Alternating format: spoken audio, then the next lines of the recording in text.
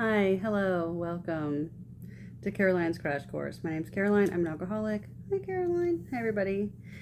Pay no attention to the bonnet, okay? I don't know why I do this to myself. Let's open this meeting with a moment of silence, followed by the Serenity Prayer. God, grant me the serenity to accept the things I cannot change, the courage to change the things I can, and the wisdom to know the difference. Amen. Okay. One person's perspective here. Okay, it's mine. Take what works. Comments are welcome. Personal sharing can be sent to my email, meetgodwithme@gmail.com. Workbooks are available upon request. Listen, we're in the book of Matthew today.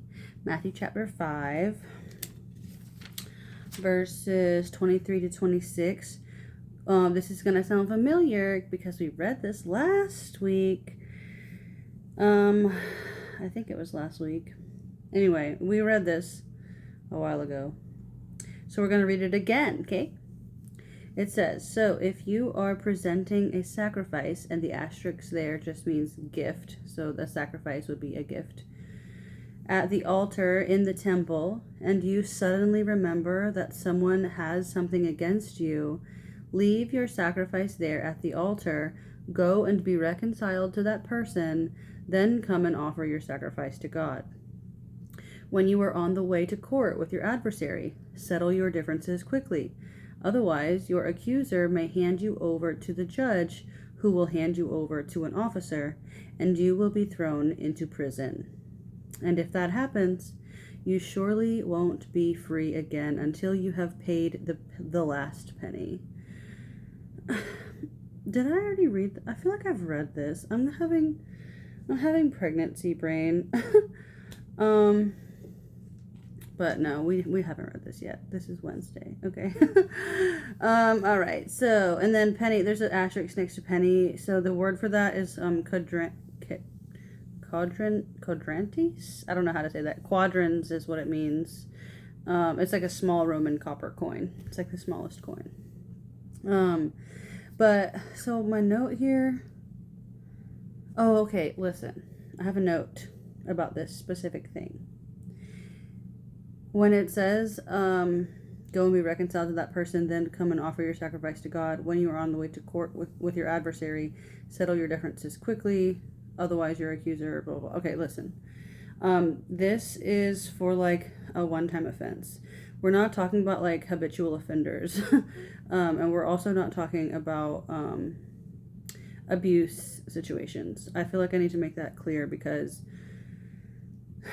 a lot of times people who are the victim of abuse or just like a participant maybe in like an abusive relationship, a toxic relationship, they are made to feel like they carry more of the burden than is actually necessary. And they might believe that so just so we're clear, we are not settling our differences with people who have abused us. So like, this is just for like personal harms done. Okay, they're different. We're not talking about abuse. We're talking about just like regular old harm, stepping on somebody's toes kind of harm. Not that. Well, we'll talk about that at another point in time. Not today. Okay, so our 12-step devotional reads, we made direct amends to such people wherever possible, except when to do so would injure them or others. We all suffer brokenness in our lives, in our relationship with God, and in our relationships with others. Brokenness tends to weigh us down and can easily lead us back into our addictions. Recovery isn't complete until all areas of brokenness are mended. Love that. Jesus taught, so if you are presenting a sacrifice at the altar in the temple, and you suddenly remember that someone has something against you, leave your sacrifice there at the altar, go and be reconciled to that person, then come and offer your sacrifice to God. So God's more interested in a demonstration of your goodwill and your good faith rather than like some sacrifice that you could give him. And most people are And when you're making amends to people, just from my experience and from other literature that I've read, most people are interested in a demonstration rather than just like they're talking about it. Like you can say I'm sorry. Yeah, we know how sorry you are. Okay. But the change in behavior, the action that's taken to correct the damage is the most valuable part of the amend. It's what literally does the mending. Okay, moving forward. The Apostle John wrote, "If someone says, 'I love God,' but hates a fellow believer, that person is a liar. For if we don't love people we can see, how can we love God, whom we cannot see?" Much of recovery involves repairing the brokenness in our lives. This requires means you have to. This requires that we make peace with God. This requires that we make peace with ourselves. This requires that we are making peace with others whom we have alienated. Okay? Making peace with, again, does not mean we're going to go out to dinner tomorrow. Okay? Making peace with is having contentment in your heart, right? Having peace. An absence of conflict is what peace is.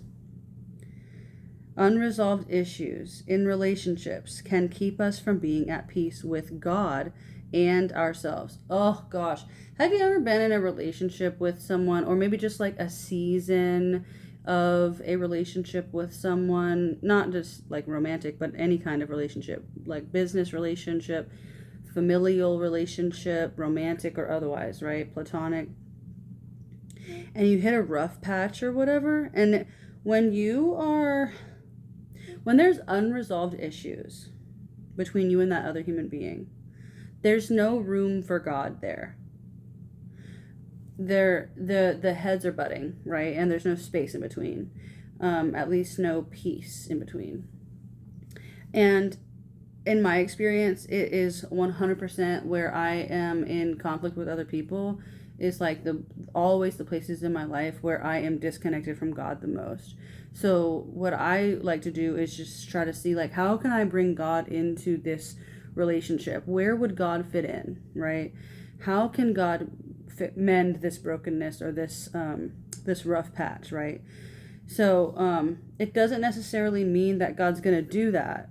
Sometimes we find ourselves at a loss and it's like, oh, maybe we're separated. Maybe we're having this rough patch because we're no longer supposed to be like in a relationship with one another. Maybe we're supposed to, let bygones be bygones, hit the road, go our separate ways or whatever. But sometimes reconciliation is needed, and we can't do that if our hearts are hardened. And we definitely can't do that if there's no room for God, right?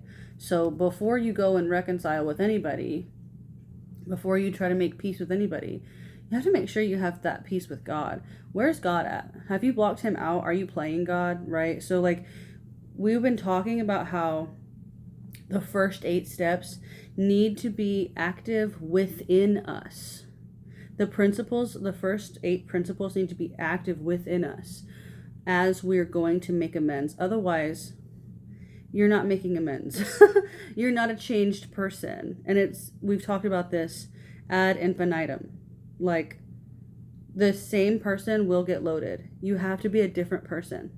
The same person will fall back onto their old ways of thinking and behaving, their compulsive, addictive behaviors, right? The same person always, and that's the truth. Like, if anybody, me included, if any of us fall back into our old ways, that's because we're the same person. We're not changing. And it's evident. I see it all the time. People stay stuck in addiction. They're the same person. And you can read all the words and say it out loud. You can try to, look like a good guy. But have you changed? Right? Have you gotten rid of self enough to allow the power of God to enter you and expel the obsession for these destructive behaviors? Have you? It's a process, but sometimes it just takes longer in some than others. And the sad truth is, the truth about addiction is that some of us never make it.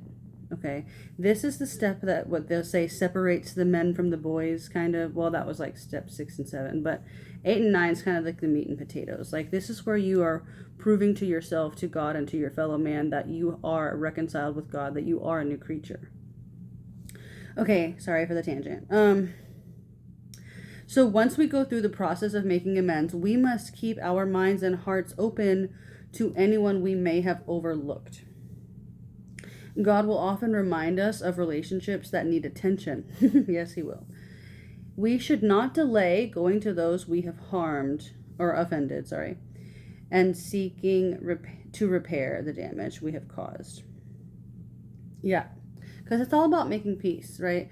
It's not necessarily, again, it's not necessarily starting over a brand new relationship. Right? It's not necessarily going out to dinner. It's not necessarily being active in each other's lives. We just need peace. We need peace because that chaos is fueling the fire of addiction. And we have to be content with peace. It took me a long time to be content with peace. And when I start, oh my gosh, when my life begins to get chaotic, ooh, I can't I can't with it. It's just, I'm not myself. I'm the old me. Like, this old creature starts like coming out of me. I can't do the chaos. I have to. I love my boring, simple life. It's not boring, but like, it's boring to some people because like 9:30 is my bedtime. And I go to work days in a row and I pay taxes and I'm like a regular citizen, you know. It's like boring to some people. I don't go out at night. I'm an old lady, hence the bonnet. Anywho, so let's get into our questions. Okay, making peace. So, number 1, what was my usual response or reaction to brokenness? I see how I perpetuate by choosing company I don't have, who don't have God or my best interest at heart. Because I think sometimes I live vicariously through those people. I often expect those who have broken me to fix me. Like, okay, I'm not going to fix the people I broke. I can't.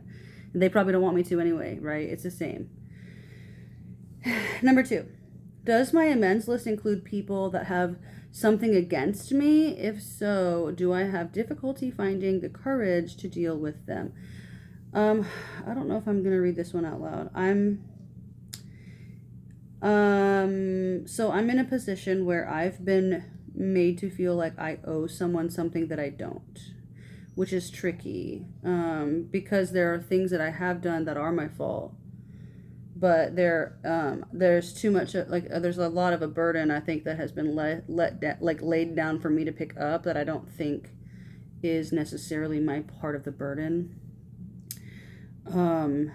But I wouldn't recommend assuming that that's the case for you. Just work with a sponsor for sure.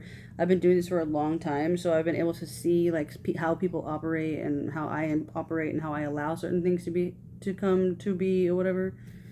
So that's just a personal thing that I have been dealing with, but because some people will use your attempts at peace against you. And if that is the case, then that's one of those relationships where we're talking about, if you're going to invite God in, see if He can reconcile this, but if He can't, you need to get out of there, right? We, in Narcotics Anonymous, I don't know about some other 12-step fellowships, but they'll say, these are our new associations, people who are not using and have found a new way of life. These are the people that we are going to be associating with now. And so, it's okay to love your fellow neighbor, right? Your fellow sufferer, your fellow believer, or your fellow disbeliever, right? And it's okay to engage with them. It's okay to give and be peaceful and have camaraderie with them. But it's probably not safe for someone who you yourself are struggling with addiction or have struggled with addiction.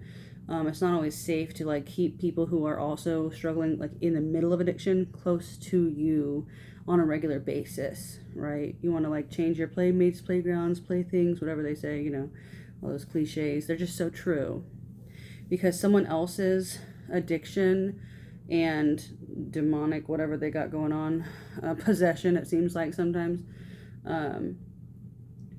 Their addiction and their chaos is stronger than my recovery. Now, it's not stronger than God, but it's stronger than me unaided. So I have to make sure I'm guarding myself against those types of relationships with the help of Jesus Christ, for sure. And just some discernment. I would probably vet people. Anyway, I'm going on a tangent again. Okay, that's all I have for today. Make it a great day. The choice is yours. Jesus loves you. I love you. And we'll see you guys tomorrow. Goodbye.